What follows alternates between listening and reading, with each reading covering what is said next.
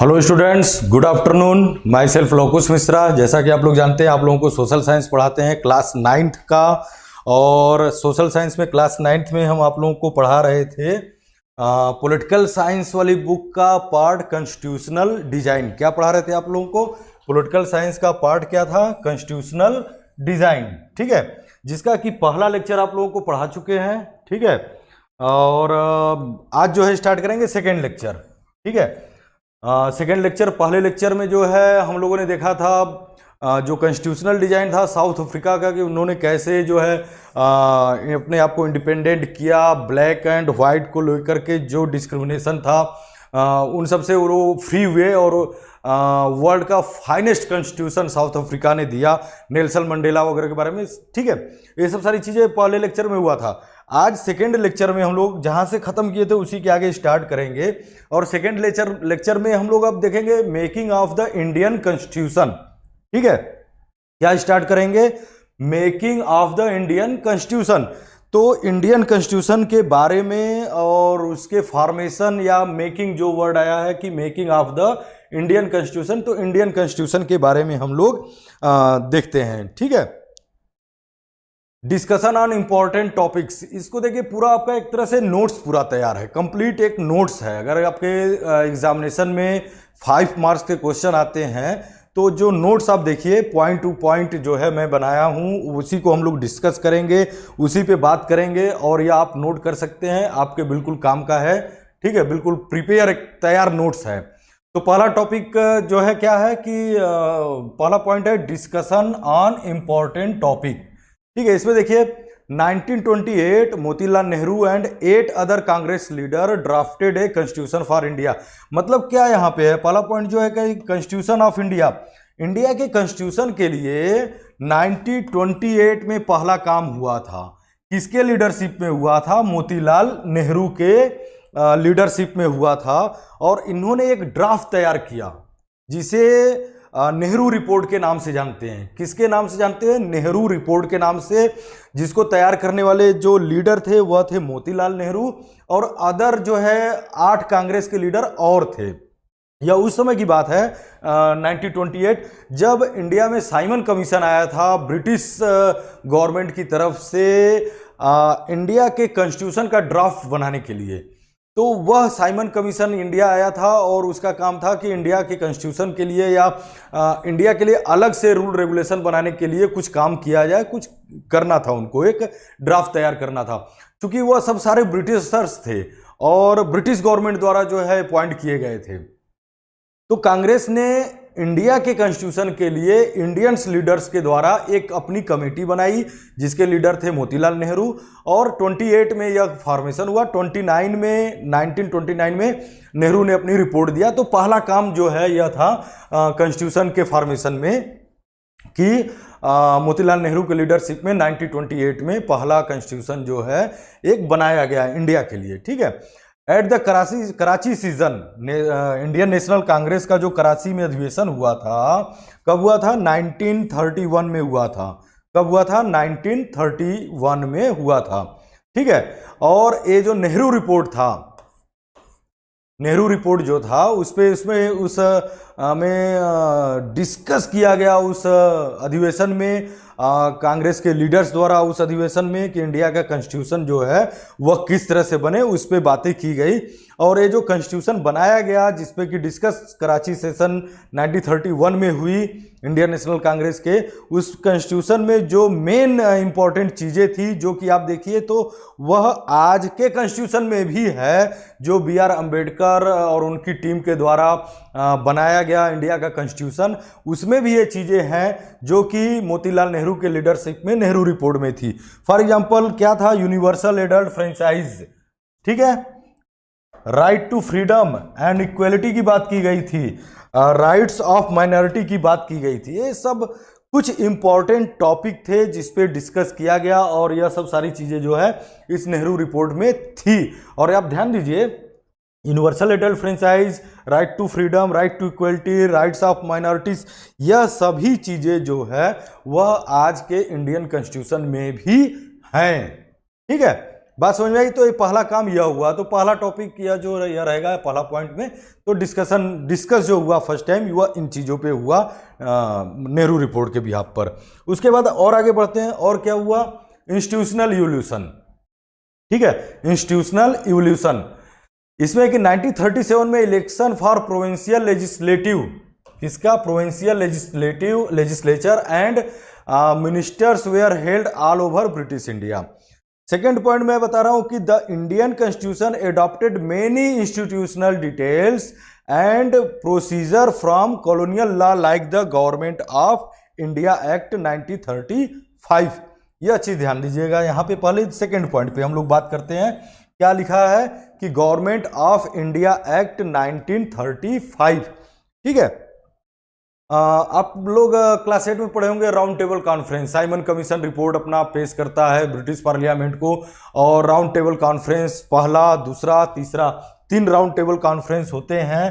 पहला round table conference 1930 में, दूसरा 1931 में, तीसरा 1932 में। 3 राउंड टेबल कॉन्फ्रेंस होते हैं जिसमें इंडियंस लीडर्स और ब्रिटिशर्स जो है लंदन में बैठ करके गोल मेज पे बैठ करके जो है बात करते हैं, इंडिया के नए कॉन्स्टिट्यूशन, न्यू रूल रेगुलेशन के बारे में बात करते हैं, डिस्कस करते हैं, ठीक है। लेकिन आपसी सहमति, दोनों पक्षों की आपसी सहमति न होने की वजह से तीनों राउंड टेबल कॉन्फ्रेंस फेल हो जाते हैं।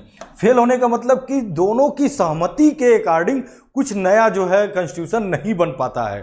देन फाइनली ब्रिटिशर्स क्या करते हैं कि जो साइमन कमीशन की रिपोर्ट थी, जो उसने दिया था, जो ड्राफ्ट तैयार किया था इंडिया के कॉन्स्टिट्यूशन के लिए, उसके बिहाव पर एक नया कॉन्स्टिट्यूशन जो है, एक नया रूल रेगुलेशन जो है वह दे दिया जाता है इंडिया के लिए, जिसको हम लोग किस नाम से जानते हैं, government of India act, government of India act 1935 या 1935 में इंप्लीमेंट हुआ, इसलिए गवर्नमेंट ऑफ इंडिया एक्ट 1935 इसको कहा जाता है।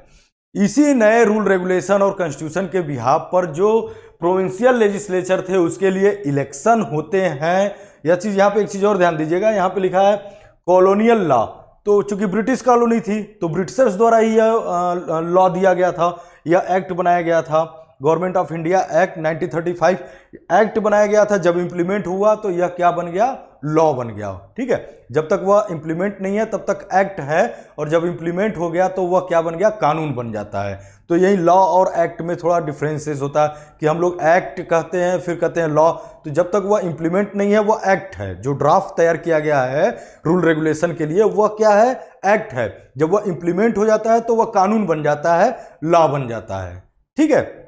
तो कॉलोनियल लॉ जो था वह चूंकि कॉलोनियल लॉ ही था, वो इंडियन लोगों ने तो बनाया नहीं था, यह गवर्नमेंट ऑफ इंडिया एक्ट वह तो ब्रिटिशर्स ने बनाया था, तो कॉलोनी थी तो कॉलोनियल लॉ के नाम से हम लोग जानते हैं। इसी एक्ट के बिहाफ पर जो है वह 1937 में इलेक्शन हुए प्रोविंशियल लेजिस्लेचर के लिए, जिसमें बहुत सारे जगहों पर कांग्रेस के भी, इंडियन नेशनल कांग्रेस के भी और मुस्लिम लीग की भी गवर्नमेंट फॉर्म हुई, मिनिस्टर्स बने, ठीक है। साल 2 साल तक ये चलता रहा, मिनिस्टर्स हुए ऑल ओवर इंडिया में, अलग अलग प्रोविंशियल लेजिस्लेचर के लिए यह इलेक्शन हुए थे, ठीक है।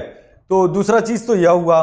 फिर इसके बाद कॉन्स्टिट्यूशन के फॉर्मेशन में आगे और बढ़ते हैं तो कॉन्स्टिट्यूएंट असेंबली बनी। अब यहाँ पे देखिए मेन जो बातें आती हैं वह देखिए, आपको फोटो जो दिखा रहे हैं यह फोटो जो है, यह जो कॉन्स्टिट्यूशनल असेंबली बनी थी उसी का है, ठीक है। जिसमें ये कॉन्स्टिट्यूशनल असेंबली में जो इंडियन कांग्रेस के, इंडियन नेशनल कांग्रेस के मेंबर या अलग अलग जो उस समय की पार्टियां थी उनके लीडर्स जो थे वह बैठ करके जो है आफ्टर इंडिपेंडेंट इंडिया के लिए क्या रूल रेगुलेशन होगा, क्या कॉन्स्टिट्यूशन होगा, उसके लिए उन्होंने लंबा डिस्कस किया और सारे रूल रेगुलेशन बनाए। तो ये कॉन्स्टिट्यूशनल असेंबली है।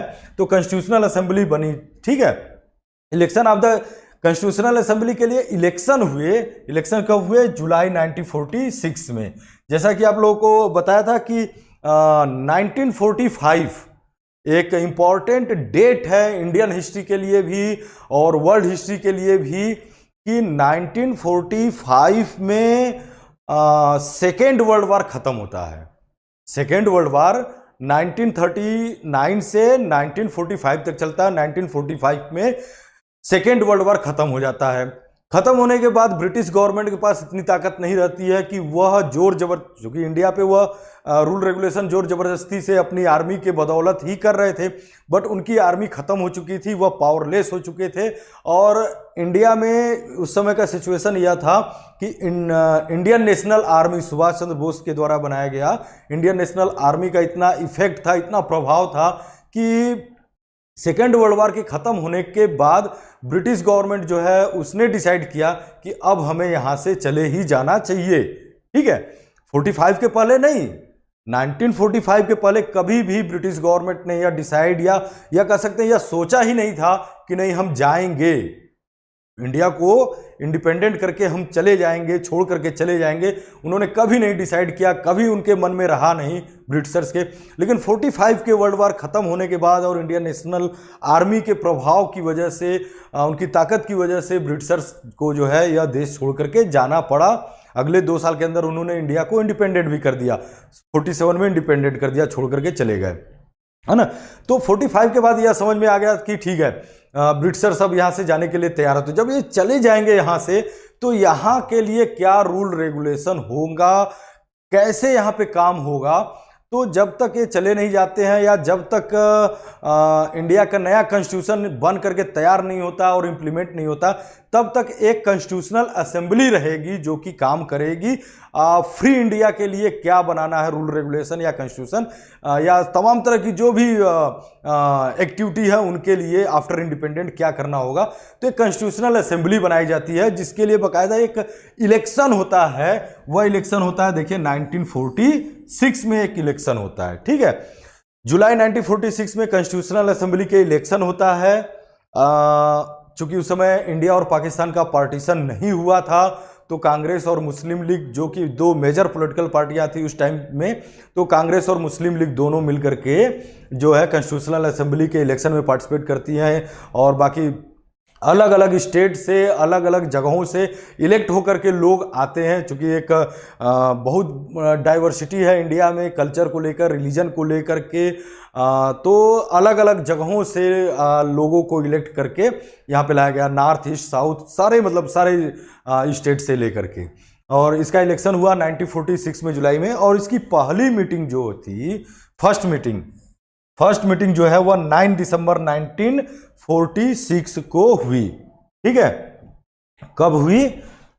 9 दिसंबर 1946 को इसकी पहली मीटिंग हुई, जिसके कि टेम्परेरी प्रेसिडेंट जो हैं कॉन्स्टिट्यूशनल असेंबली के डॉक्टर सच्चिदानंद सिन्हा बनाए गए।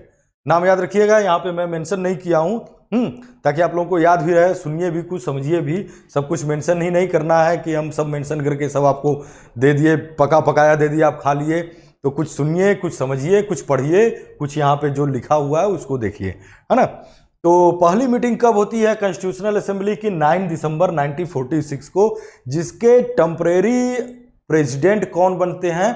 डॉक्टर सच्चिदानंद सिन्हा।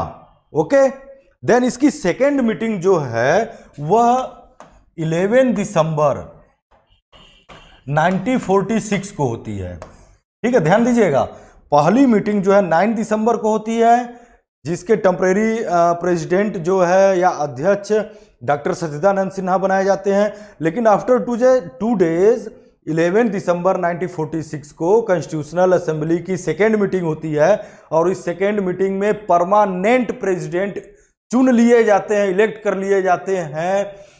वह कौन? डॉक्टर राजेंद्र प्रसाद। ठीक है, तो हम यह कहेंगे कि परमानेंट प्रेसिडेंट कॉन्स्टिट्यूशनल असेंबली के कौन थे? तो डॉक्टर राजेंद्र प्रसाद थे, जो कि इंडिपेंडेंट के बाद और आफ्टर रिपब्लिक हम कब हुए? 26 जनवरी 1950 को हुए। देन इंडिया के फर्स्ट प्रेसिडेंट भी डॉक्टर राजेंद्र प्रसाद बनते हैं। ठीक है, that's clear. Permanent Sanjeev Yadav, permanent president Pandit Nehru. कौन बता दिया भाई? कॉन्स्टिट्यूशनल असेंबली के परमानेंट प्रेसिडेंट पंडित नेहरू नहीं थे, डॉक्टर राजेंद्र प्रसाद थे, जो कि बाद में चल करके जो है देश के फर्स्ट प्रेसिडेंट भी बने। ठीक है, खैर इन सब के बाद और भी मीटिंग हुई, बहुत सारी मीटिंग हुई। लेकिन इसी साल के बाद 1946 के बाद आप देखिए 1947 जब आता है, और 1947 जब आता है तो 1947 में दो चीज़ें होती है इंडिया के लिए। एक तो इंडिया इंडिपेंडेंट होता है, बड़ी बात थी, इंडिया इंडिपेंडेंट होता है। लेकिन एक और चीज़ होती है जो कि बड़ा दुर्भाग्यपूर्ण रहा, जो कि नहीं होना चाहिए था, वह भी हुआ कि इंडिया का पार्टीशन हुआ। और पार्टीशन के बाद पाकिस्तान नाम का एक अलग कंट्री एक वर्ल्ड में एक नया कंट्री बन करके आया। ठीक है, तो जब ध्यान दीजिएगा, जब कॉन्स्टिट्यूशनल असेंबली बनी तो मैं बताया कि कॉन्स्टिट्यूशनल असेंबली में मुस्लिम लीग के भी मेंबर थे। लेकिन जब पार्टीशन हो गया, ठीक है, तो अब पार्टीशन हो गया तो कॉन्स्टिट्यूशनल असेंबली का भी पार्टीशन हो गया, तो जो मुस्लिम लीग के मेंबर थे वह चले गए कि हाँ पाकिस्तान। और पाकिस्तान के लिए भी सेम चीज़ थी कि उनको भी अपना कॉन्स्टिट्यूशन बनाना था, तो उसके लिए अलग कॉन्स्टिट्यूशनल असेंबली बनी, पाकिस्तान में बनी, और वहाँ मुस्लिम लीग के लीडर्स मिलकर के पाकिस्तान के लिए जो भी रूल रेगुलेशन बनाए वह अलग है, हमें तो अपना इंडिया का समझना है, पढ़ना है। तो आफ्टर पार्टीशन जो है कॉन्स्टिट्यूशनल असेंबली का भी पार्टीशन हुआ, और उसके बाद कॉन्स्टिट्यूशनल असेंबली में जो मेंबर बच गए वह कितने मेंबर थे, वह 299 मेंबर थे। ठीक है, जिन्होंने कि मिल करके आगे आफ्टर इंडिपेंडेंट आगे इंडिया के कॉन्स्टिट्यूशन के लिए जो है डिबेट किया, डिस्कस किया, जो भी एक्टिविटी थी, जो भी प्रोसेस थे, उन सबको जो है इन्होंने किया। ठीक है, तो वही चीज मैं लिखा हूं कि the constitutional assembly that road the Indian constitution constitute 299 member. कितने मेंबर? 299 मेंबर रहे। ठीक है, ड्राफ्टिंग कमेटी के लिए वो हेड थे बी आर अम्बेडकर, बट ये नहीं है कि केवल ड्राफ्टिंग कमेटी, तो बाकी चीज़ों के लिए इनका कोई वजूद नहीं है, क्योंकि मेन काम तो कॉन्स्टिट्यूशनल असेंबली का रहा। ठीक है, कॉन्स्टिट्यूशनल असेंबली ने बहुत सारी चीज़ों के लिए काम किया। ठीक है, उसी में से एक कमेटी बनाई गई, ड्राफ्टिंग कमेटी बनी, जिसके हेड जो थे वह डॉक्टर बी आर अम्बेडकर थे। वो आगे आप देखिए, और आगे बढ़ते हैं हम लोग। ये देखिए कॉन्स्टिट्यूशन ऑफ इंडिया, ठीक है, जो ओरिजिनल बुक है, ठीक है, इस तरह से है। बाकी मार्केट में कॉन्स्टिट्यूशन ऑफ इंडिया के नाम पे बहुत सारी किताबें कॉम्पिटिटिव एग्जाम के लिए या कॉलेज यूनिवर्सिटी के लिए, स्कूल के लिए कॉन्स्टिट्यूशन ऑफ इंडिया के नाम से, या हिंदी में भारत का संविधान नाम से किताबें आती हैं। ठीक है, बट यह जो है ओरिजिनल जो है आप कह सकते हैं कि यह जो लुक है या इमेज है यह कॉन्स्टिट्यूशन ऑफ इंडिया है। ठीक है, the assembly adopted the constitution, जो कॉन्स्टिट्यूशन बना, ड्राफ्टिंग कमेटी बनी उसमें, तो ड्राफ्टिंग कमेटी बनी किसके, उसके हेड कौन थे? बांग्लादेश पार्टीशन का, वो बांग्लादेश 1971 में हुआ। जैसे जब देखो ध्यान दीजिए, कौन पूछे हैं? हर्षित कुमार सिंह। ठीक है, हर्षित देखिए क्या है कि जब पाकिस्तान का पार्टीशन हुआ तो पाकिस्तान दो हिस्सों में बटा। ठीक है, एक ईस्ट पाकिस्तान, एक वेस्ट पाकिस्तान। ठीक है, तो जो ईस्ट पाकिस्तान था वह पंजाब और सिंध का एरिया अलग हुआ। ठीक है, वह वेस्ट पाकिस्तान बना, और ईस्ट पाकिस्तान किधर? ये बंगाल कट करके जो है वह वेस्ट पाकिस्तान। तो पाकिस्तान जो है, देखिए इंडिया पूरा एक तरफ इधर इस साइड में जो आज वेस्ट बंगाल है उसके साइड में जो बांग्लादेश है वह ईस्ट पाकिस्तान हुआ करता था 1971 के पहले, और एक दूसरे साइड में था वेस्ट पाकिस्तान था। तो जो वेस्ट पाकिस्तान था और ईस्ट पाकिस्तान था, पूरा मिलाकर के एक पाकिस्तान था। लेकिन उसका भी पार्टीशन हो गया जब 1971 में इंडिया पाक वार हुआ। प्राइम मिनिस्टर उस समय इंदिरा गांधी थी। 1971 में इंडिया और पाकिस्तान में वार हुआ। ओनली 13 डेज, 13 दिन की लड़ाई। दुनिया के इतिहास में यह बहुत बड़ा मायने रखता है कि ओनली 13 डेज की लड़ाई में, समझ रहे हैं, 3 दिसंबर 1971 को वार स्टार्ट होता है। मैं क्या बता रहा हूं, ध्यान से समझ लीजिएगा, क्योंकि ये सब चीजें बता रहा तो यहां मेंशन नहीं है, सुन लीजिए, समझ लीजिए।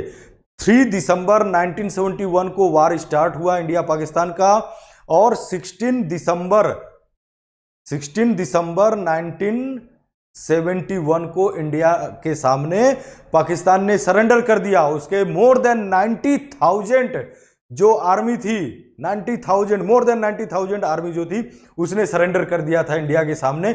और उसी टाइम में जो है पाकिस्तान का भी पार्टीशन तब हुआ 1971 में, और बांग्लादेश नाम से एक अलग कंट्री बन गया, जो कि आज आप मैप पे देखते हैं, पढ़ते हैं कि बांग्लादेश। तो बांग्लादेश पाकिस्तान से फिर बाद में टूट करके जो है एक नया कंट्री बना। तो कुल मिलाकर अगर हम कहें तो जो पूरा एक यूनाइट इंडिया था 47 के पहले, वह इंडिया क्या हो गया आज के डेट में देखिए तो एक इंडिया है, पाकिस्तान है, वह बांग्लादेश है, तो इतने पार्ट में वह डिवाइड हुआ आज के डेट में अगर हम देखें तो। ठीक है, तो कॉन्स्टिट्यूशनल असेंबली ने जो कॉन्स्टिट्यूशन जो बना, ड्राफ्टिंग कमेटी थी, ड्राफ्टिंग कमेटी ने एक ड्राफ्ट तैयार किया, उस पर डिबेट हुए, डिस्कस हुए, लंबा डिस्कस चला, उस पर बहुत सारी मीटिंगें हुई कॉन्स्टिट्यूशनल असेंबली में।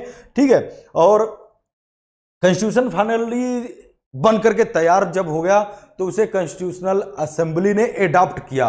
कब? 26 नवंबर 1949 को। ठीक है, यह बड़ा इंपॉर्टेंट डेट है कि हमारा कॉन्स्टिट्यूशन को एडॉप्ट कब किया गया। 26 नवंबर 1949 को कॉन्स्टिट्यूशन को एडॉप्ट किया गया।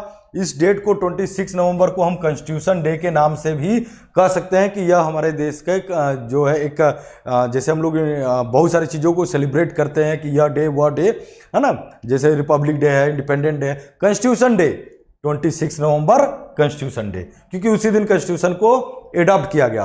अच्छा, उसके बाद इसको इंप्लीमेंट या इफेक्ट कब किया गया कॉन्स्टिट्यूशन को देश भर में? 26 जनवरी 1950 को। तो 26 जनवरी 1950 को कॉन्स्टिट्यूशन को पूरे कंट्री में इंप्लीमेंट कर दिया गया, लागू कर दिया गया। और इस दिन को हम कॉन्स्टिट्यूशन डे नहीं कहते हैं, बल्कि क्या कहते हैं? रिपब्लिक, क्योंकि कॉन्स्टिट्यूशन में इंडिया को क्या डिक्लेयर किया गया? डेमोक्रेटिक के साथ साथ एक रिपब्लिक कंट्री डिक्लेयर किया गया। तो इसीलिए जो है इस डेट को 26 जनवरी को हम किस डे के नाम पे? रिपब्लिक डे के नाम पर एवरी ईयर सेलिब्रेट करते हैं। ठीक है, कॉन्स्टिट्यूशन को इंप्लीमेंट किया गया और इस कॉन्स्टिट्यूशन में इंडिया को रिपब्लिक कंट्री डिक्लेयर किया गया, इसलिए 26 जनवरी को हम लोग क्या? रिपब्लिक डे सेलिब्रेट करते हैं। ओके, ठीक है, आगे बढ़ते हैं। नेक्स्ट,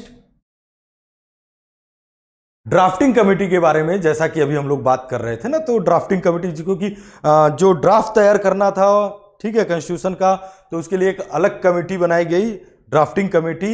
इनका ही मेन रोल रहा कॉन्स्टिट्यूशन के ड्राफ्ट तैयार करने में। तो first some basic principle were decided and then a drafting committee बनी। किसके चेयरपर्सनशिप में? चेयरपर्सन कौन थे? Doctor B.R. Ambedkar. Doctor B.R. Ambedkar, पूरा नाम आप लोगों को पता ही है, बाबा साहब भीमराव रामजी अम्बेडकर, है ना। जनरली तौर पे बाबा साहब भी हम लोग कहते हैं, अम्बेडकर केवल कह देते हैं, तब पर भी हम लोग इन्हीं को समझते हैं कि किसके बारे में हम लोग बात कर रहे हैं।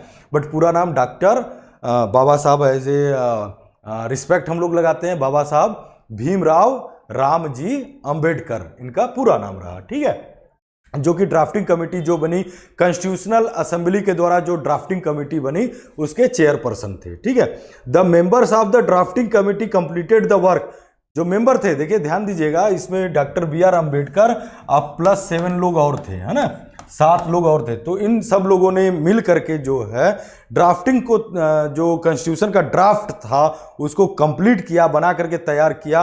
कितने दिनों में, कितना समय लगा? 2 years 11th month and 18 days। 2 year 11th month and 18 days में ड्राफ्टिंग कमेटी ने कंप्लीट जो है कॉन्स्टिट्यूशन बनाने का काम किया। इसके अलावा more than 2000 constitutional amendment, constitutional assembly में जब इस पर डिस्कस हुआ, जो ड्राफ्ट तैयार हुआ, तो उस पर जो डिस्कस हुए, डिबेट हुए, तो उसमें 2000 से अधिक अमेंडमेंट किए गए। क्यों अमेंडमेंट? अमेंडमेंट मतलब बदलाव किए गए। क्यों? क्योंकि वर्ल्ड का फाइनेस्ट कॉन्स्टिट्यूशन देना था, बनाना था इंडिया के लिए, तो जो भी छोटी से छोटी अगर मिस्टेक था या उसका इम्पैक्ट लॉन्ग टर्म में अगर कहीं गलत होना था, तो लॉन्ग टर्म का सोच करके 50 साल, सैकड़ों साल बाद का भी सोच करके उस पर डिबेट हुआ कि आगे चलकर कहीं इसका गलत इफेक्ट ना पड़े देश के लोगों पे, यहाँ के सिटीजन्स पे, या कंट्री के डेवलपमेंट पे, या यहाँ के एडमिनिस्ट्रेशन पे। तो उन सब सारी चीज़ों पे एक लंबा डिस्कस हुआ, बातचीत हुई, डिबेट हुए कॉन्स्टिट्यूशनल असेंबली में, और जहाँ छोटी छोटी भी मिस्टेक थी उसको रिफॉर्म किया गया, सुधार किया गया, अमेंडमेंट किया गया। और कितने मोर देन 2000 कॉन्स्टिट्यूशनल अमेंडमेंट जो है उसमें किए गए। These are called constitutional assembly debate. जो उसमें डिबेट हुए उसको कॉन्स्टिट्यूएंट असेंबली डिबेट कहते हैं। और ये जितने डिबेट हुए वह पूरा रिटेन उसका रिकॉर्ड रखा गया, क्या रखा गया, जितना कॉन्स्टिट्यूशनल असेंबली में जो भी डिबेट हुआ, डिस्कस हुआ कॉन्स्टिट्यूशन को लेकर के, तो उसका पूरा रिटेन रिकॉर्ड रखा गया। और रिकॉर्ड इतना अधिक हुआ कि 12 बल्कली वॉल्यूम, मतलब समझ रहा है कि अगर उसका किताब बनाया जाए तो मोटी मोटी 12 किताबें होंगी, 12 बुक्स होंगे, 12 वॉल्यूम। एक किताब, 2 किताब, क्योंकि बहुत मोटी किताब का मतलब कि आप 6 फुट मोटा जो है किताब तो बना नहीं सकते हैं, ठीक है, 6 फीट मोटा किताब तो एक नहीं बना सकते हैं, तो उसको मोटी मोटी किताबों में अलग अलग वॉल्यूम में, 12 वॉल्यूम में या जो है डिस्कस जो हुआ, डिबेट हुआ कॉन्स्टिट्यूशन असेंबली में, तो उसमें उसकी इतनी किताबें जो है वह बनाई जा सकती हैं। ठीक है, आगे बढ़ते हैं। फिर अब इसमें कुछ चीजें देख लीजिएगा। इंपॉर्टेंट मेंबर जो थे ना, उनका फोटो है, वह इंपॉर्टेंट है आपको, और थोड़ा थोड़ा जो इंपॉर्टेंट लोग रहे उनके बारे में बता दे रहे हैं। बाकी बहुत ज़्यादा डिटेल्स आपके सिलेबस में है नहीं। कॉन्स्टिट्यूशनल असेंबली के सभी मेंबर, अब जैसे मेंबर मैं बताया 299 मेंबर थे, तो सभी के बारे में नहीं। हाँ, जिनका अहम रोल रहा है कॉन्स्टिट्यूशन को डिजाइन करने में, उस पर डिबेट हुए, उस पर उन्होंने अपनी राय रखी, बात रखी, उस पर वर्क किया, तो उसमें से कुछ मेंबर जो जिनका रोल अहम रहा है, इम्पॉर्टेंट रहा है, उसके बारे में आपको थोड़ा थोड़ा जो है वो जानकारी लेना है। तो वही चीज़ जो टॉपिक है कि important member involve in drafting of Indian constitution, है ना, इंडियन कॉन्स्टिट्यूशन को बनाने में। तो पहला नाम आता है, जैसा कि आप फोटो देख करके पहचान गए होंगे, सरदार वल्लभ भाई पटेल, है ना। आपको यहाँ पे मैं नाम दे रहा हूँ और यहाँ पे क्या दे रहा हूँ, उनका डेट ऑफ बर्थ और उनकी डेथ जब हुई तब, मीन्स सरदार वल्लभ भाई पटेल का डेट ऑफ बर्थ क्या है, 1875 है, और इनकी डेथ कब हुई, 1950 में हुई। ठीक है, ऐसी सभी में फोटो आपका सरदार पटेल जी का है, आप पहचान रहे हैं। He was deputy prime minister, India के first deputy prime minister and home minister Sardar Vallabhbhai Patel, है ना। अगर नहीं पता है तो जान लीजिए कि इंडिया के first deputy prime minister and home minister कौन थे, वह सरदार वल्लभ भाई पटेल थे। इसके अलावा information broadcasting and internal interim government के, या जो है deputy prime minister, minister of home मतलब home minister, information and broadcasting थे इंतरिम गवर्नमेंट। इंतरिम गवर्नमेंट का मतलब आप देखिए, इलेक्शन तो 1951 में होते हैं ना, जो जनरल इलेक्शन पहला इंडिया का होता है वह 1951 में होता है। उसके पहले जो गवर्नमेंट काम कर रही तो उसे इंतरिम गवर्नमेंट, किस गवर्नमेंट के नाम से जानते हैं, इंतरिम गवर्नमेंट के, अंतरिम गवर्नमेंट के नाम से जानते हैं। जब तक पहला इलेक्शन नहीं हुआ, कॉन्स्टिट्यूशन इंप्लीमेंट हुआ 50 में, उसके बाद 51 में पहला जनरल इलेक्शन हुआ, तो उसके पहले जो गवर्नमेंट रही है वह अंतरिम गवर्नमेंट के नाम से जानी जाती है, जिसके प्राइम मिनिस्टर जो थे वह पंडित जवाहरलाल नेहरू थे, deputy prime minister Sardar Vallabhbhai Patel थे, होम मिनिस्टर भी थे, है ना। इनका मेन रोल जो रहा है, एक और बहुत बड़ा रोल रहा है, जो इंडियन प्रिंसली स्टेट थे, कितने 565 इंडियन प्रिंसली स्टेट थे। इनको जो इनका बहुत बड़ा रोल था, जिसको इन्होंने इंटीग्रेट किया, इंडिया में मिलाया, इंडिया को यूनाइट किया, यह इनका सबसे बड़ा रोल, एक अहम रोल, बहुत बड़ा रोल है। ठीक है, ये भी आप शायद पढ़े होंगे, क्लास 8 में जानते होंगे। ठीक है, नेक्स्ट सेकंड पर्सन के बारे में देखिए, अबुल कलाम आज़ाद। ये आप फोटो देखिए, पहचान रहे होंगे, डेट ऑफ बर्थ 1888, और इनकी डेथ कब हुई, 1958 में हुई, मौलाना अबुल कलाम आज़ाद, इनके बारे में। और डॉक्टर राजेंद्र प्रसाद, जिनके बारे में भी बताया, ठीक है, कि यह जो है चेयरमैन थे, he was chairman of the constituent assembly, constitutional assembly के यह चेयरपर्सन थे। After then he was the first president of India, कौन, doctor Rajendra Prasad. Date of birth 1884 and 1963 इनका डेथ हुआ। ठीक है, इसके अलावा और कौन मेन मेंबर थे, आप देखिए, MC मुखर्जी, कौन तीसरे ये मेंबर कौन है, इनका फोटो यहाँ पे लगा हुआ, आप देखिए, HC मुखर्जी, ये कौन थे, he was the vice chairman of the constituent assembly. ध्यान दीजिएगा, वाइस चेयरमैन, चेयरमैन कौन थे, डॉक्टर राजेंद्र प्रसाद, ये कौन थे, यह वाइस चेयरमैन थे कॉन्स्टिट्यूएंट असेंबली के।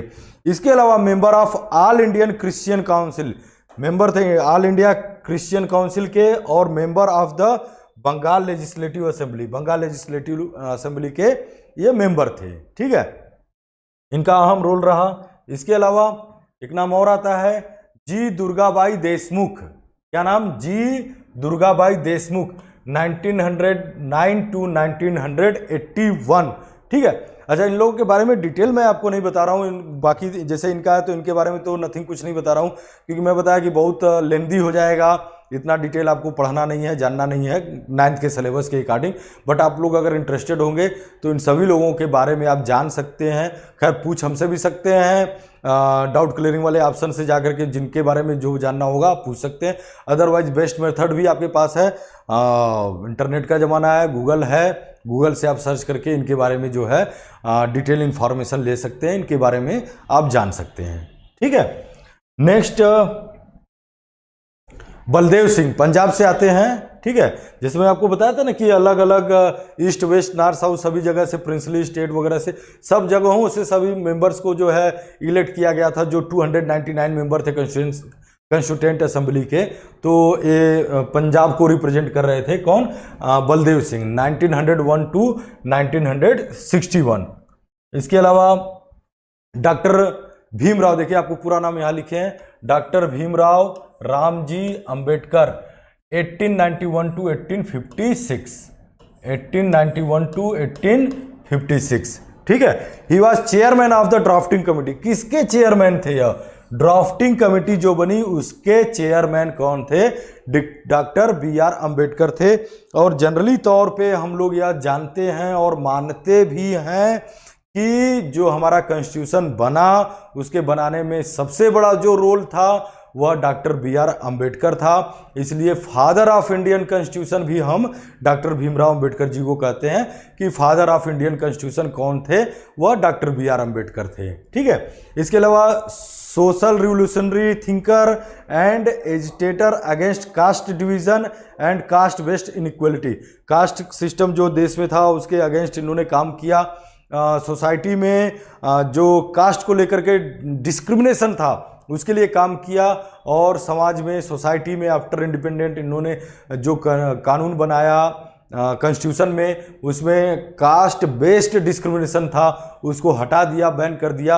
और इक्वलिटी, सोसाइटी में सभी लोगों के लिए इक्वलिटी के लिए इन्होंने काम किया। समझ रहे हैं आप? ठीक है।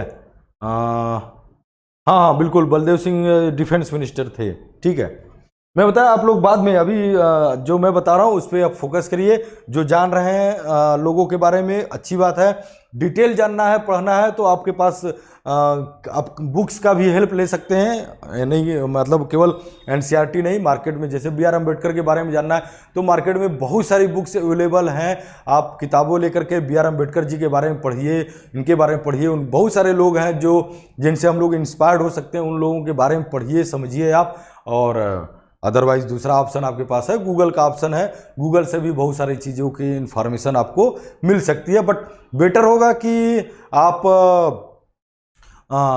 इंडियन फ्रीडम फाइटर जो थे उन लोगों के बारे में, और जिन्होंने इंडियन कॉन्स्टिट्यूशन को बनाने में या देश को आगे बढ़ाने में काम किया है, उनके बारे में मार्केट में बुक्स अवेलेबल हैं, बहुत अच्छी अच्छी बुक्स अवेलेबल हैं। आप उनको परचेज करिए, पढ़िए, जानिए, समझिए। हिस्ट्री को जानने के लिए बेस्ट तरीका यह है, और हम लोगों को सबको ये जानना भी चाहिए लोगों के बारे में। ठीक है, आगे बढ़िए। श्यामा प्रसाद मुखर्जी, 1901 to 1953। ठीक है। He was minister of industry and supply in the interim government. पता ना, इंटरिम गवर्नमेंट में मिनिस्टर थे, minister of industry and supply थे। He was founder president of the Bharatiya Jana Sangh. भारतीय जनसंघ जो कि 1951 में एक पॉलिटिकल पार्टी बनी, उसके फाउंडर कौन थे? 1951 में जो पॉलिटिकल पार्टी बनी भारतीय जनसंघ। क्या? भारतीय जनसंघ। उसके फाउंडर श्यामा प्रसाद मुखर्जी थे। और यही पॉलिटिकल पार्टी आज के डेट में आप लोग जो कन्वर्ट होकर के समय के साथ आज इसका नाम जो है भारतीय जनता पार्टी है। क्या नाम है? जो भारतीय जनसंघ था उसके फाउंडर कौन थे 1951 में? डॉक्टर श्यामा प्रसाद मुखर्जी थे।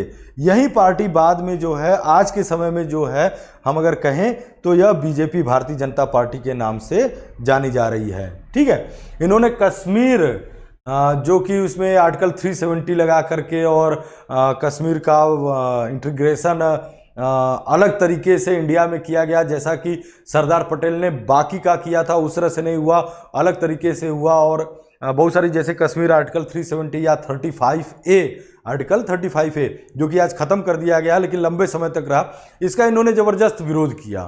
ठीक है, इनका एक स्लोगन था कि एक देश में 2 विधान, 2 निशान और 2 प्रधान नहीं होंगे। तो उसमें था कि कश्मीर भारत का हिस्सा था लेकिन 2 विधान, विधान मतलब कि इंडिया के लिए अलग कॉन्स्टिट्यूशन, कश्मीर के लिए अलग कॉन्स्टिट्यूशन था। तो 2 विधान, 2 विधि मतलब ला, 2 अलग अलग कानून थे, तो उसका उन्होंने विरोध किया। 2 निशान, इंडिया का नेशनल फ्लैग कुछ और, कश्मीर का नेशनल फ्लैग कुछ और था, इसका इन्होंने जबरदस्त विरोध किया। तीसरा, एक देश में 2 प्रधान। तो होता क्या था कि उस टाइम पीरियड में क्या था कि जो इंडिया का जो इंडियन गवर्नमेंट का जो हेड होता था उसे भी प्रधानमंत्री, प्राइम मिनिस्टर कहते थे, और कश्मीर के जो लेजिस्लेटिव असेंबली थी उसका जो हेड होता था, कश्मीर के में जो लेजिस्लेटिव थी या कश्मीर में जो गवर्नमेंट बनती थी तो उस गवर्नमेंट का जो हेड होता था उसको भी प्राइम मिनिस्टर कहा जाता था। तो एक ही देश में 2 प्राइम मिनिस्टर हो गए, कश्मीर का प्राइम मिनिस्टर अलग और रेस्ट ऑफ इंडिया का प्राइम मिनिस्टर अलग। तो 2 प्रधान नहीं होंगे, 2 निशान नहीं होंगे, 2 निशान का मतलब 2 फ्लैग नहीं होंगे, और 2 विधान मतलब 2 अलग अलग कॉन्स्टिट्यूशन एक देश के अंदर नहीं चलेंगे। तो इसके लिए इन्होंने काम किया, बड़ा ज़बरदस्त विरोध किया। और आज के डेट में तो खैर आर्टिकल 370 और 35A ख़त्म कर दिया गया है और जम्मू कश्मीर जो है इंडिया का बिल्कुल कह सकते हैं अकॉर्डिंग टू लॉ एक पार्ट है। ठीक है, और मेंबर्स के बारे में देखिए, पंडित जवाहरलाल नेहरू इंडिया के फर्स्ट प्राइम मिनिस्टर थे, आपको पता है। इंतरिम गवर्नमेंट जब बनी, अंतरिम गवर्नमेंट बनी तो उसके भी प्राइम मिनिस्टर जो है वह कौन थे, वह पंडित जवाहरलाल नेहरू थी। पंडित जवाहरलाल नेहरू थे। बाद में 1951 में जब इलेक्शन हुए तो आफ्टर देन इलेक्शन या प्राइम मिनिस्टर बने, और कब तक रहे, 1964 तक रहे। कब तक रहे, 1964 में 27 मई को इनकी डेथ होती है। तो जब डेथ होती है तब तक जो है यह प्राइम मिनिस्टर रहते हैं। ठीक है, एक लंबा, सबसे लंबे समय तक सबसे लंबे समय तक इंडिया के प्राइम मिनिस्टर रहने वाले व्यक्ति जो है वह पंडित जवाहरलाल नेहरू थे। ठीक है, इसके अलावा और भी कुछ नाम हैं। सरोजिनी नायडू, भारत कोकिला के नाम से, नाइटिंगेल ऑफ इंडिया के नाम से हम लोग इनको जानते हैं। इंग्लिश लिटरेचर के प्रकांड विद्वान थी यह, और इंडियन नेशनल कांग्रेस की यह मेंबर थी, और देश के अंदर जो फ्रीडम स्ट्रगल चला उसमें इनका बहुत बड़ा रोल इनका रहा है। ठीक है, तो सरोजिनी नायडू के बारे में यह रहा आपका डेट ऑफ बर्थ, उनकी जो डेथ हुई 1949 में हुई। ठीक है, इसके अलावा नेक्स्ट इंस्टीट्यूशनल डिजाइन। ठीक है,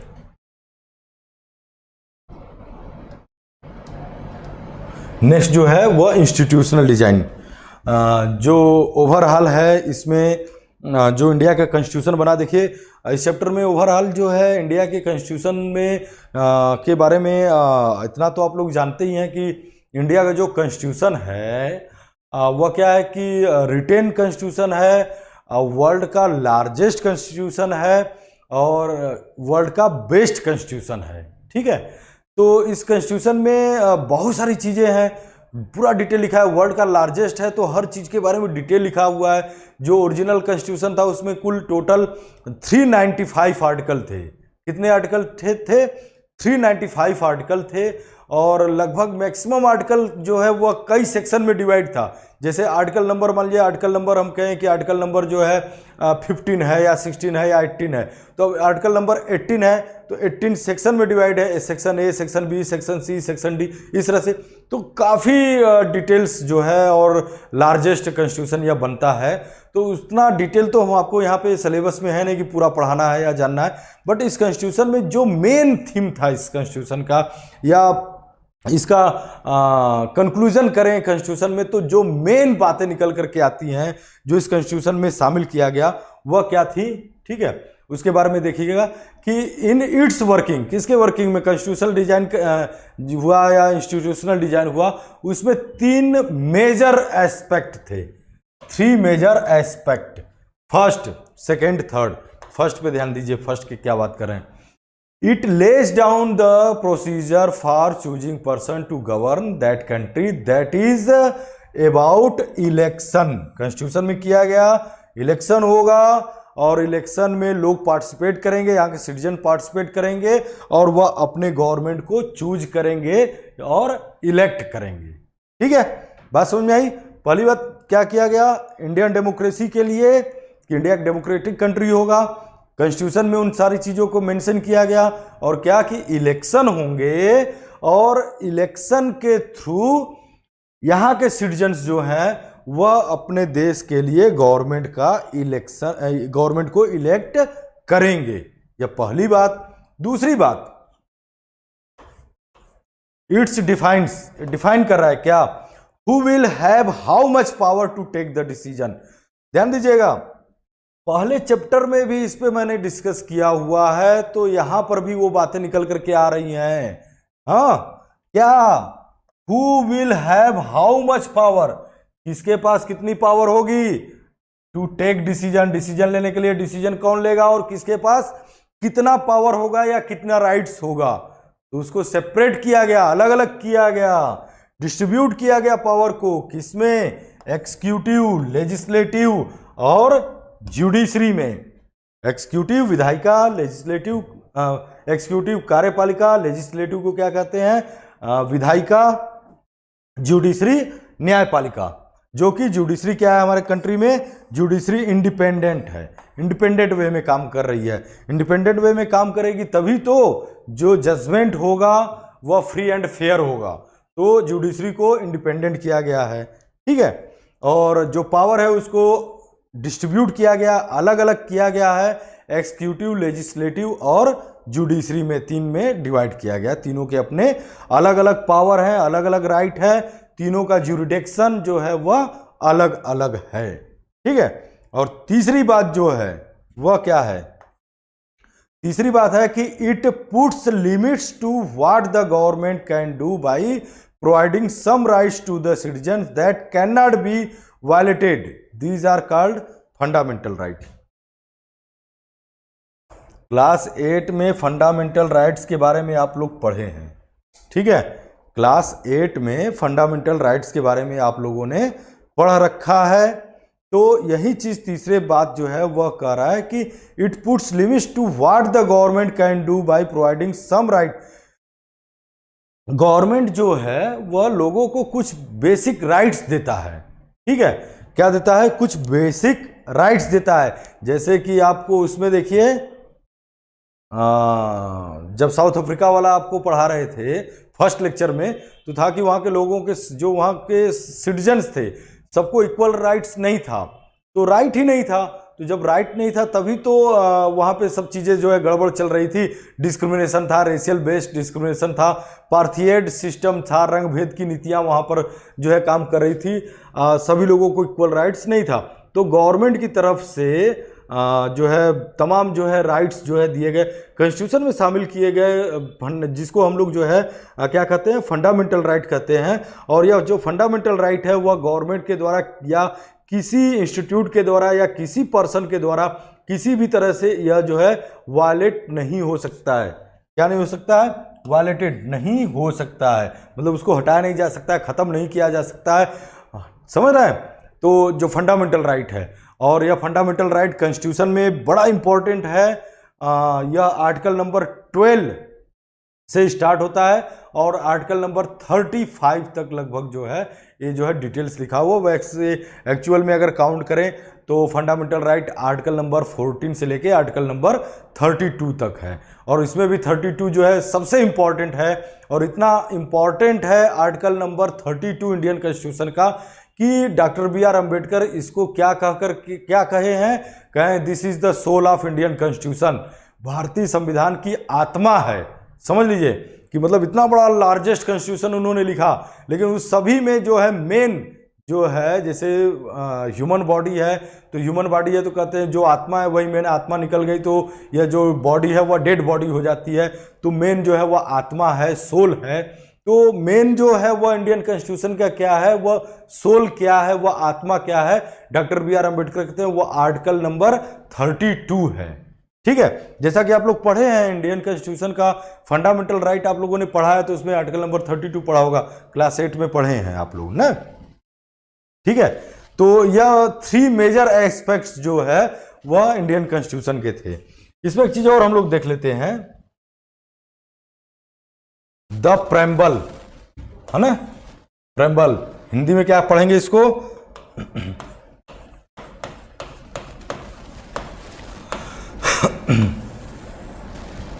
प्रस्तावना। इंडियन कॉन्स्टिट्यूशन का प्रेम्बल डिफाइन करना होगा तो प्रेम्बल को कैसे कहेंगे, बस एक लाइन का आप लिखिए, the preamble is the introduction of the constitution. Introduction है इंट्रोडक्शन है इंडियन कॉन्स्टिट्यूशन का इंट्रोडक्शन है। और इंडियन कॉन्स्टिट्यूशन में जो डिटेल सारी बातें लिखी गई हैं उसका मेन थीम क्या है वो इंट्रोडक्शन में आपको शो हो जाता है। तो जो प्रेम्बल है उसमें यह प्रेम्बल है आपके सामने है, इसमें जो बातें लिखी गई हैं यह पूरा जो है एक तरह से कहें कि उसका जो है एज ए इंट्रोडक्शन है इंडियन कॉन्स्टिट्यूशन का। और इसमें जो बातें आई हैं जैसे कह रहे हैं कि the people of India, the people of India, यह पीपल ऑफ इंडिया कौन, यहाँ के सिटीजन्स।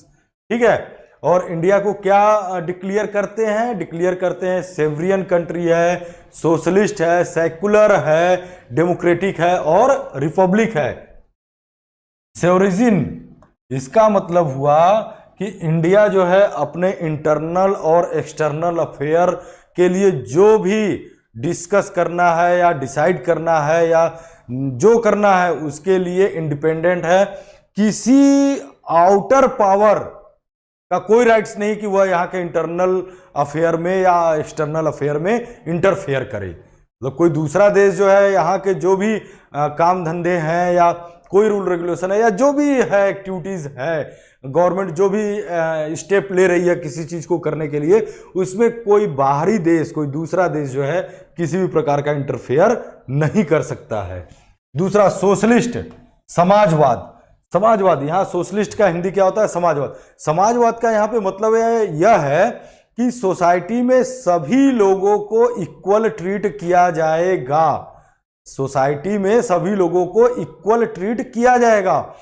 कहने का सेंस यह रहा कि कॉन्स्टिट्यूशन जो है इंडिया का कॉन्स्टिट्यूशन जो है इसके लिए काम करेगी, गवर्नमेंट इसके लिए काम करेगी अकॉर्डिंग टू कॉन्स्टिट्यूशन कि समाज का हर व्यक्ति जो है इकोनॉमिकली लेवल पे जो है वह इक्वल ट्रीट हो, सबके लिए जो है बेसिक फैसिलिटी जो है वह इक्वली डिस्ट्रीब्यूट हो, इसके लिए गवर्नमेंट काम करेगी। कॉन्स्टिट्यूशन में ऐसा ऑर्डर मेंशन है। हाँ, यह है कि आप कहेंगे कि सर ऐसा तो है नहीं, बट गवर्नमेंट इसके लिए काम कर रही है, करती रही है, पहले भी कर रही थी, आज भी कर रही है, आगे भी करती रहेगी कि सोसाइटी में समाजवाद हो। समाजवाद का मतलब सभी लोग एक समान हो। ठीक है। सेकुलर, सेकुलर, यहाँ सेकुलर का मतलब है कि गवर्नमेंट जो है किसी भी एक रिलीजन को प्रमोट नहीं करेगी, बल्कि सभी रिलीजन को इक्वल ट्रीट करेगी।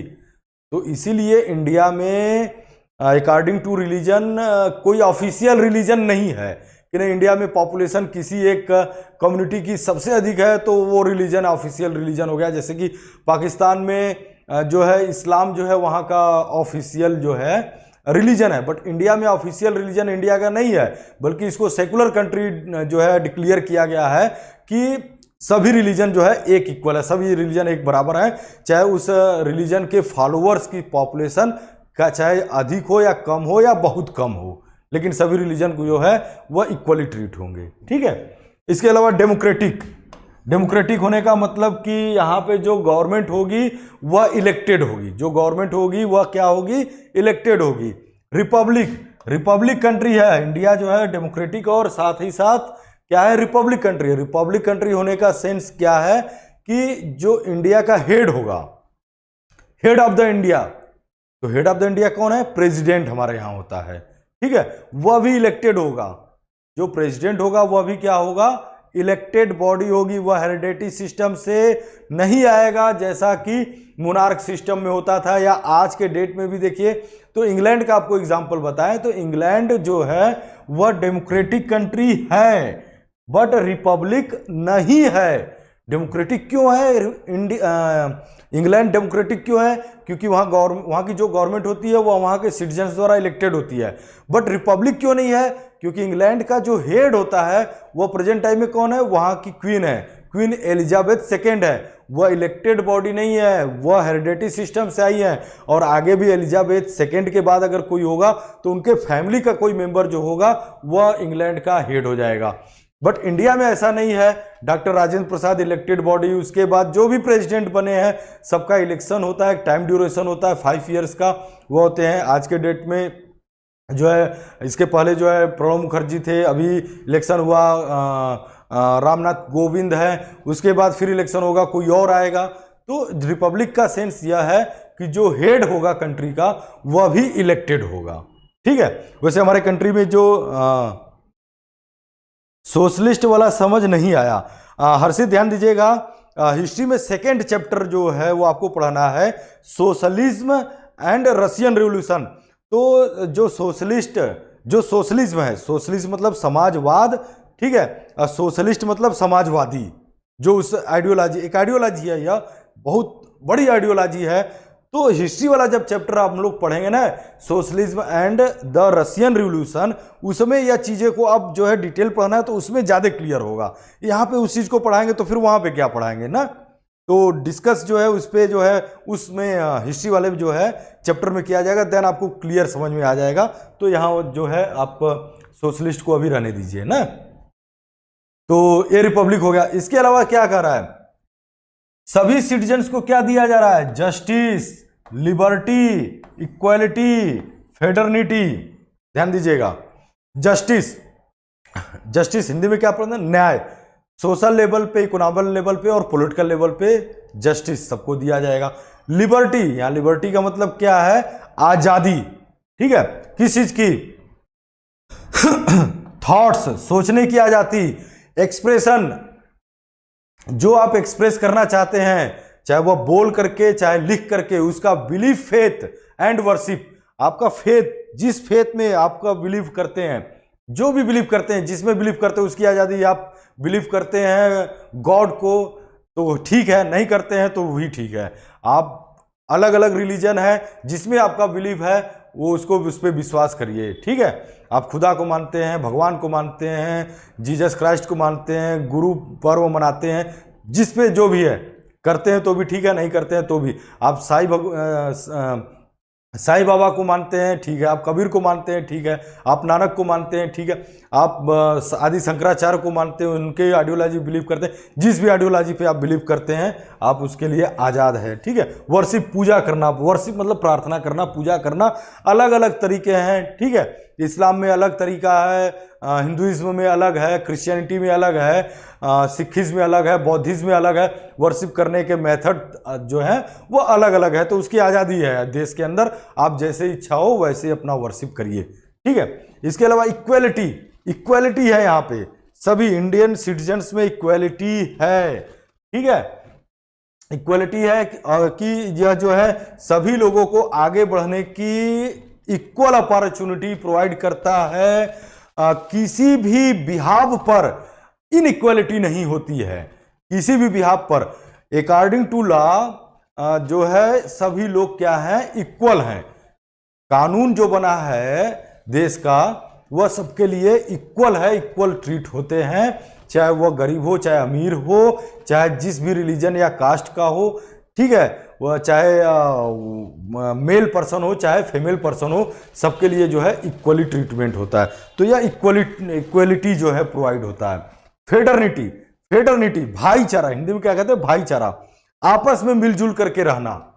देश में जैसा मैं आपको बताया कि बड़े लेवल पर जो है डाइवर्सिटी है, कास्ट को लेकर के है, रिलीजन को लेकर के है, रीजन को लेकर के है, लैंग्वेज को लेकर के है, फेस्टिवल को लेकर के है, कल्चर को, हेरिटेज को लेकर के है, अपने अलग अलग सिविलाइजेशन भी को लेकर के है, लोगों का अलग अलग फेथ है ना। तो डाइवर्सिटी है, तमाम खाने पीने में डाइवर्सिटी है, कपड़े पहनने में डाइवर्सिटी है। बंगाल के लोगों का पहनावा कुछ और है तो तमिलनाडु के लोगों का कुछ और है। खान पीन जो है वह भी उत्तर प्रदेश के लोगों का कुछ और है तो तमिलनाडु के लोगों का कुछ और, पंजाब का कुछ और, बंगाल का कुछ और है ना। उधर जाएंगे नॉर्थ ईस्ट में जाएंगे तो कुछ और है। तो जो डाइवर्सिटी इतनी बड़ी है तो इसमें फेडरनिटी, भाईचारा है ना, का होना बड़ा जरूरी है। क्यों? क्योंकि यही वो भाईचारा, यही फेडरनिटी है जो हमें यूनाइट किए है, देश को यूनाइट किए हुए है। और इतनी अधिक डाइवर्सिटी होने के बावजूद भी हम क्या हैं, we are Indian, we are Indian. हम हिंदू या मुसलमान या सिख, क्रिश्चियन, बौद्ध नहीं है। हम बिहार के, यूपी के, महाराष्ट्र के, गुजरात के नहीं है। हम यह नहीं कहते हैं कि नहीं हम तमिल बोल रहे हैं तो हम तमिल है तो हम हिंदी बोलते हैं, बंगाली बोलते हैं, उड़िया बोलते हैं। इन सबके बावजूद भी क्या है, जो फेडरनिटी की जो फेथ है उसके तहत हम लोग क्या है, वी आर इंडियन है। जैसा कि पंडित नेहरू ने कहा भी था इसके लिए कि ये बहुत बड़ी बात है हमारे देश में, इतनी बड़ी डाइवर्सिटी है फिर भी यूनिटी है। तो यूनिटी इन डाइवर्सिटी, क्या उन्होंने कहा था सेंटेंस, यूनिटी इन डाइवर्सिटी। तो बड़ी बात है। तो यही जो है हमारे देश का जो है यह कॉन्स्टिट्यूशन जो है उसका जो है यह प्रेम्बल है, जिसे कब एडॉप्ट किया गया, कब एडॉप्ट किया गया, 26 नवंबर 1949 को एडॉप्ट किया गया। और उस दिन को हम लोग क्या कहते हैं, कॉन्स्टिट्यूशन डे के नाम से जानते हैं, जिसे आफ्टर 2 मंथ 26 जनवरी 1950 को पूरे कंट्री में इंप्लीमेंट किया गया। इस कॉन्स्टिट्यूशन को पूरे कंट्री में इंप्लीमेंट कर दिया गया। ठीक है स्टूडेंट्स, बात समझ में आई? हमें लगता है बात आपको समझ में आई होगी। जितना था उतना मैंने बताया, कुछ था और एक्स्ट्रा भी बताया। कुछ बार बार मैं कहता हूं कि एक्स्ट्रा और कुछ जानना है, डाउट्स के थ्रू आप हमसे पूछ सकते हैं। ऐप पर जाइए, डाउट क्लियरिंग का ऑप्शन है, वहां से आप क्वेश्चन पुटअप करिए, मेरे पास आएगा, मैं उसका जो भी पॉसिबल होगा उसका सलूशन आपको देंगे, उसको आपको बताएंगे। ठीक है, तो ये 2 लेक्चर मैंने पढ़ाया इस चैप्टर के लिए। पहला लेक्चर पढ़ा चुके हैं, दूसरा लेक्चर था, और इसमें जो है आपका चैप्टर कंप्लीट हो गया है। ठीक है, कुछ अगर आपको लगता है कि नहीं बचा हुआ है, कुछ और जानना है, कुछ और समझना है, कुछ पूछना है, आप डाउट्स के थ्रू अपना पूछ लीजिएगा। ठीक है, ओके स्टूडेंट्स, तो मिलते हैं नेक्स्ट क्लास में, नेक्स्ट लेक्चर, कोई नया लेक्चर लेकर के, नया टॉपिक लेकर के। ठीक है, तब तक के लिए थैंक यू, बाय बाय।